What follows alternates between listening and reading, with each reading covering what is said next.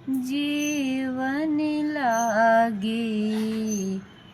गारी गाने सुनियति अनुरागे।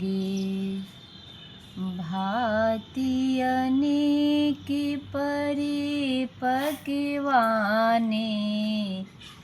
सुधा परिस नहीं जाहि बखाने।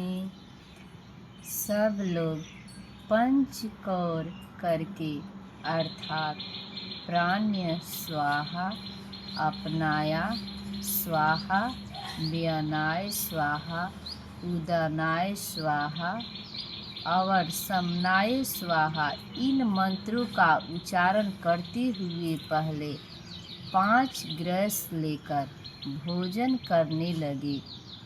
गाली का गाना सुनकर वे अत्यंत प्रेम मग्न हो गए। अनेकों तरह के अमृत के समान स्वादिष्ट पकवान परसे गए, जिनका बखान नहीं हो सकता। जनक जी के घर में राजा दशरथ जी के स्वागत में सब खाना परोसाइल बा। और भोजन के समय गाली गाना जौन होखेला समझी ले के इहे भइल बा। यही से हमनियों के शादी विवाह में करे के चाही। और दुख ना करे के चाही। जेना हमरा लड़की के गईली त दुख होता। ऐसे कि स्वयं लक्ष्मी स्वरूप सीता मैया रानी जनक जी के पुत्री जब उहाँ के अपना ससुराल में जाके इतना कष्ट उठावे के पड़ गइल बा, तो हमनी तो साधारण बानी सन। उहाँ जैसन देख के सहन शक्ति रखे के चाही, धीरज रखे के चाही सीता मैया जैसन। मगर उ राम जी रानी जंगल में गईनी तो सीता मैया के लेके गईनी, छोड़ के ना गईनी। मगर अब तबा जे सीता जी के लोग छोड़ के पूछत भी नहीं थे कौना हाल में बारी कौना हाल में ना, आपन मस्ती में लागा रहता।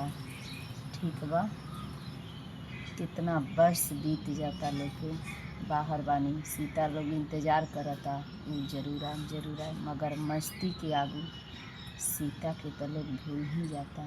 जय माता जी। मगर सीता मैया जैसन लड़की लेकर बन के, जैसे कि जब जंगल में भी गई बनी तो उतना अपन बाल बच्चा पोस के भी बर कैले बानी। ये सब हमनी के समझावे खतरा जे माता जी पोस सकतानी बिना राम जी के सहारा के। तो हमनी में ऐसन होखे के चाही। जय करे परुसन लगे सुआरे सुजाना। विजन विविधि नाम को जाना। चारि भांति भोजन विधि गाई। एक एक विधि बरनी न जाई। चतुर रसोइये नाना प्रकार के व्यंजन परोसने लगे। उनका नाम कौन जानता है? 4 प्रकार के चबर्य,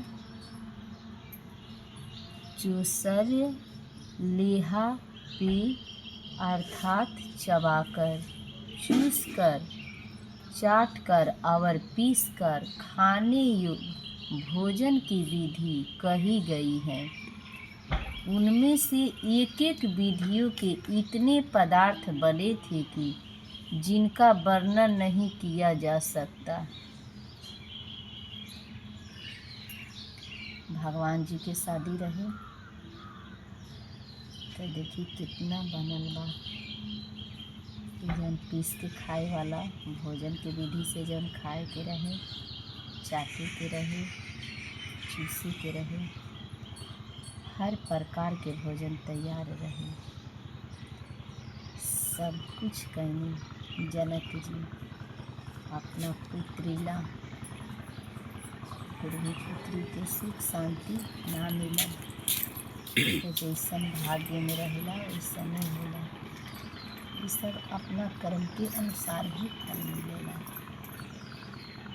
तो सीता मैया के राम जी के श्राप के कारण भय रहे कि वियोग होगा। जय माता दी। छरसरु चिर बिजन बहु जाति, एक एक रस अगणित भांति। जीवति देहि मधुर धुनि गारी, लय लय नामे पुरुष अरु नारी। छहु रसों के बहुत तरह के सुंदर स्वादिष्ट व्यंजन हैं। एक एक रस के अनगिनत प्रकार के बने हैं। भोजन करते समय पुरुष और स्त्रियां के नाम ले लेकर स्त्रियां मधुर ध्वनि गाली दे रही हैं, गाली गा रही हैं। समय सुहावनी गारी बिराजा, हंसत राउ सुनी सहित समाजा। एहि विधि सबहि भोजन किन्हा, आदर सहित आचमन दिन्हा। समय की सुहावनी गाली शोभित हो रही है। उसे सुनकर समाज सहित राजा दशरथ जी हंस रहे हैं। इस रीति से सभी ने भोजन किया और तब सबको आदर सहित आचमन हाथ मुंह धोने के लिए जल दिया गया। देई पान पूजे जनक दशरथु सहित समाज, जनवासहि गौने मुदित सकल भूप सिरताज। फिर पान देकर जनक जी ने समाज सहित दशरथ जी का पूजन किया। सब राजाओं के सिर मौर चक्रवर्ती श्री दशरथ जी प्रसन्न होकर जनवासे को चले। नीति न्यूतन मंगलपुर माही, निमिष सरिस दीन जामिन जाही। बड़े भोरे भूपति मनि जागे, जाचक गुण गण गावन लागे।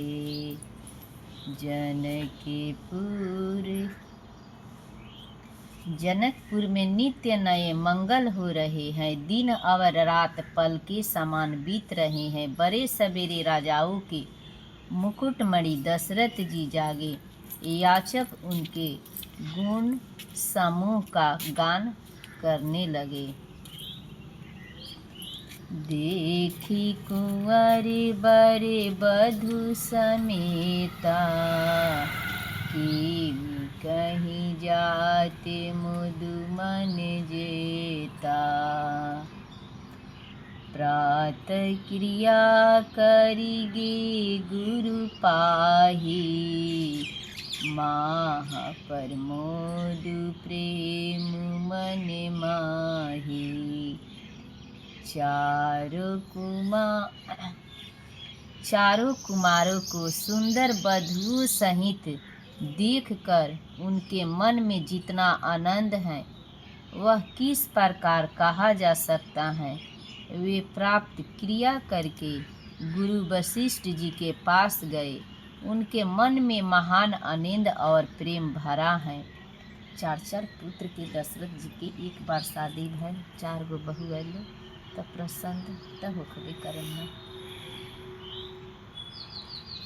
करी प्रणाम पूजा कर जोरी, बोल गिराय मिया जन बोरी, तुम्हारी कृपा सुनहु मुनि राजा, भयउ आज मैं पूरन काजा।